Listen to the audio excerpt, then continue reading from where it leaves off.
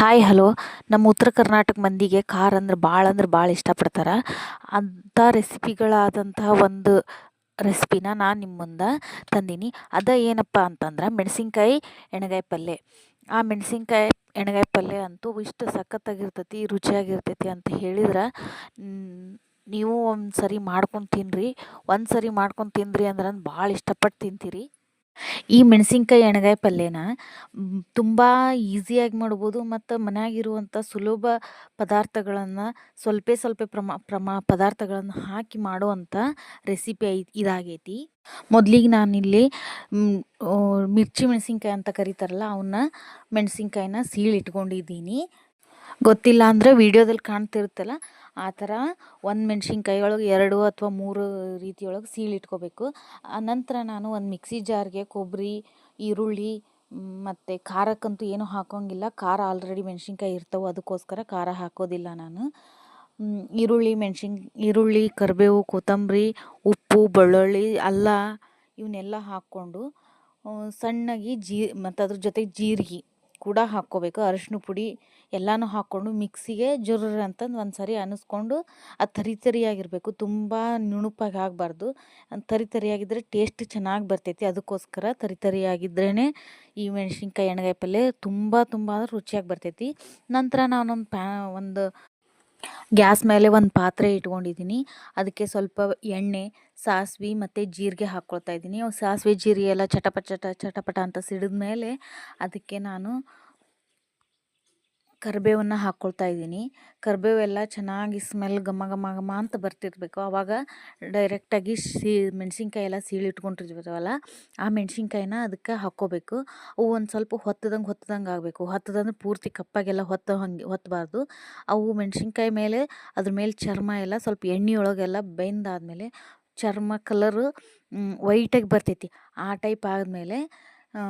Type ಆಗುತ್ತಾ ನಾನು ಬೇಯಿಸ್ಕೋಬೇಕಾಗ್ತೈತಿ. ಹೊಳ ಕೈ ಆಡಿಸ್ಕೊಂಡು ಆ ಥರ ಆಗೋ ಮುಂಚೆಗೆ ಸ್ವಲ್ಪ ಉಪ್ಪು ಹಾಕ್ಕೋಬೇಕು. ಅಂದ್ರೆ ಜಲ್ದಿ ಬೇಯ್ಕೊಂತವು. ತಳ ಹೊತ್ತಲಾರ್ದಂಗೆ ಹೊಳ ಕೈ ಆಡಿಸ್ಕೋಬೇಕಾಗ್ತೈತಿ. ಕೈ ಆಡಿಸ್ಕೊಳ್ಳೋದ್ರಿಂದ ತಳ ಹೊತ್ತೋದಿಲ್ಲ ಮತ್ತು ವಾಸನೆನೂ ಬರೋಂಗಿಲ್ಲ ಪಲ್ಯ ಎಲ್ಲ. ನೆಕ್ಸ್ಟ್ ನಾನೀಗ ಇದಕ್ಕೆ ಜಾರ್ನಲ್ಲಿ ರುಬ್ಬಿಟ್ಕೊಂಡಿರೋಂಥ ಎಲ್ಲ ಮಸಾಲೆನ ಹಾಕ್ಕೊತಾ ಇದ್ದೀನಿ. ಕೊಬ್ಬರಿ ಮಸಾಲೆ ಏನಿರುತ್ತಲ್ಲ ಅದಕ್ಕೆ ಬೇಕಿದ್ರೆ ಸ್ವಲ್ಪ ಮಸಾಲೆನೂ ಹಾಕ್ಕೋಬಹುದು.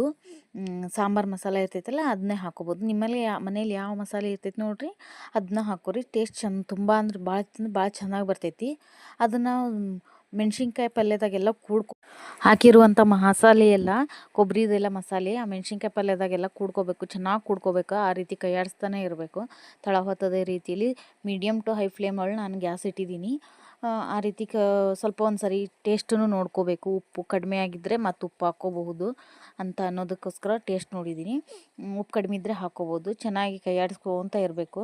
ಈ ರೀತಿ ಕೈ ಆಡಿಸ್ಕೊಳೋದ್ರಿಂದ ಚೆನ್ನಾಗಿ ಬರ್ತೈತಿ ಪಲ್ಯ, ಹೊತ್ತಂಗಿಲ್ಲ. ನಾನು ಮತ್ತೆ ಮಿಕ್ಸಿ ಜಾರಿಗೆ ಸ್ವಲ್ಪ ನೀರು ಹಾಕ್ಕೊಂಡು ನೋಡಿರಿ ಅದ್ರಾಗೀಗ ನೀರಿನ ಪ್ರಮಾಣ ಕಡಿಮೆ ಆಗಾಕತ್ತೈತಿ. ಅದಕ್ಕೋಸ್ಕರ ಮಿಕ್ಸಿ ಜಾರ್ನಲ್ಲಿರೋ ಮಸಾಲೆಗೆ ಸ್ವಲ್ಪ ನೀರು ಹಾಕ್ಕೊಂಡು ನೀರನ್ನು ಈ ಪಾತ್ರೆಗೆ ಹಾಕ್ಕೊತಾ ಇದ್ದೀನಿ.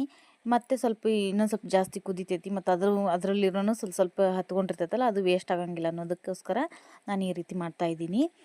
ನೀವು ಇನ್ನೂ ನನ್ನ ಚಾನಲ್ನ ಯಾರು ಸಬ್ಸ್ಕ್ರೈಬ್ ಮಾಡಲಾರ್ದೇ ನೋಡ್ತಾ ಇದ್ದೀರಿ, ಪ್ಲೀಸ್ ಸಬ್ಸ್ಕ್ರೈಬ್ ಮಾಡಿರಿ, ಸಪೋರ್ಟ್ ಮಾಡಿರಿ. ನನಗೆ ಗೊತ್ತಿರೋವಂಥ ಎಲ್ಲ ರೆಸಿಪೀಸ್ಗಳನ್ನು ನಿಮಗೆ ತಿಳಿಸೋಕ್ಕೆ ಇಷ್ಟಪಡ್ತಾ ಇದ್ದೀನಿ ನಾನು.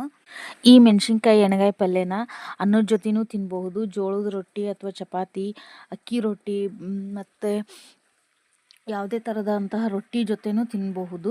ಭಾಳ ಟೇಸ್ಟ್ ಆಗಿರ್ತೈತಿ. ಇದ್ರ ಜೊತೆ ಸ್ವಲ್ಪ ಮೊಸರು ಹಚ್ಕೊಂಡ್ಬಿಟ್ಟಂತೂ ಸೂಪರ್ ಕಾಂಬಿನೇಷನ್ ಅಂತಂದು ಹೇಳ್ಬೋದು ರೊಟ್ಟಿಗೆ. ಮತ್ತು ಅನ್ನದ ಜೊತೆನೂ ತಿನ್ಬಹುದು. ಭಾರಿ ಟೇಸ್ಟ್ ಇರ್ತೈತಿ. ನಮ್ಮ ಮನ್ಯಾಗ ಸರಳ ಅಡುಗೆ ಮಾಡುವಂತಹ ನೈಜ ರುಚಿಯನ್ನು ನಿಮ್ಮ ಮನೆಗೂ ತಲುಪಿಸುವಂತಹ ಸಣ್ಣದೊಂದು ಪ್ರಯತ್ನ ಮಾಡಿದ್ದೀನಿ. ಈ ವಿಡಿಯೋ ಯಾರಿಗೆಲ್ಲ ಇಷ್ಟ ಆಗ್ತೈತೆ ನೋಡ್ರಿ ಅವರೆಲ್ಲ ಲೈಕ್ ಮಾಡಿರಿ, ಶೇರ್ ಮಾಡಿರಿ, ಸಪೋರ್ಟ್ ಮಾಡಿರಿ. ಇವಾಗ ನೋಡಿರಿ ಭಾಳ ಚಂದ ಕುದಿಯಾಕತ್ತೈತಿ. ಮೀಡಿಯಮ್ ಫ್ಲೇಮ್ನಲ್ಲಿ ನಾನು ಇಟ್ಟಿದ್ದೀನಿ ಗ್ಯಾಸ್ನ. ಈ ರೀತಿ ಕುದಿಯೋ ಮುಂಚೆಗೆ ಸ್ವಲ್ಪ ಗುರೋಳ್ ಪುಡಿ ಹಾಕ್ಕೋಬೇಕು. ಮೊದಲೇ ಗುರೋಳ್ ಪುಡಿ ಹಾಕ್ಕೋಬಾರ್ದು.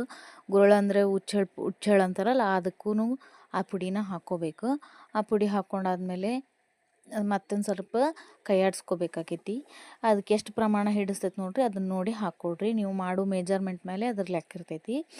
ಮೊದಲೇ ಹಾಕ್ಕೊಂಡ್ವಿ ಅಂತಂದ್ರೆ ದೌಡು ತಳ ಹಿಡ್ಕೊತೈತಿ. ಅದಕ್ಕೋಸ್ಕರ ಇದನ್ನ ಮೊದ್ಲು ಹಾಕೋದಿಲ್ಲ, ಫೈನಲಾಗಿ ಹಾಕಬೇಕಾಗ್ತೈತಿ.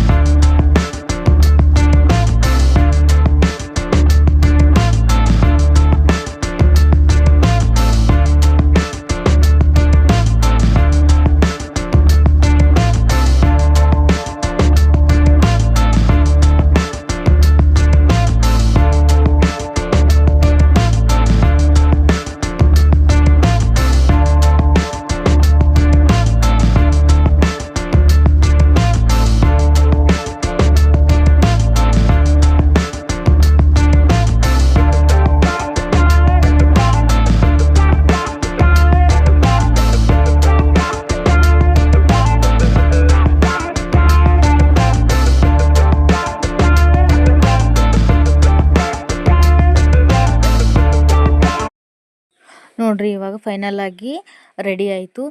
ಘಮ ಘಮವಾದಂತಹ ರುಚಿಯಾದಂಥ ಖಾರವಾದಂತಹ ಮೆಣಸಿನ್ಕಾಯಿ ಎಣ್ಗಾಯಿ ಪಲ್ಯ ರೆಡಿ ಆಗೈತಿ. ಮಾಡ್ಕೊಳ್ಳಿ, ತಿನ್ಕೊಳ್ಳಿ. ಸರ್ವೇ ಜನ ಸುಖಿನೋ ಭವಂತು. ಹೆಲ್ದಿ ಫುಡ್ ತಿಂದು ಚೆನ್ನಾಗಿರ್ರಿ. Thank you for watching my video.